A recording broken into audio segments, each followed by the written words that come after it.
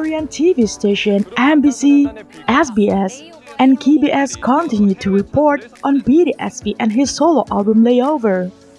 Not only mentioning his latest song Rainy Days and Love Me Again, they also discuss various achievements of Taehyung that have dominated international music chart. 데일리 디지털 랭킹에서 나란히 1, 2위에 올랐고 세계 최대 음악 플랫폼 스포티파이에 Also today, W Korea has uploaded a new video of Kim Taehyung's photoshoot for the magazine.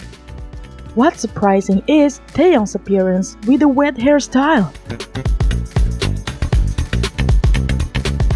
And a glimpse on Taehyung's big chest.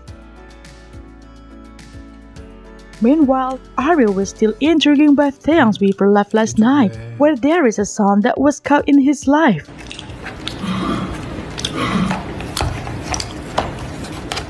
Some speculated that it sounded like someone coughing or the sound of a washing machine. This instantly sparked curiosity among fans, leading them to suspect that Taehyung was not alone during the live Weverse.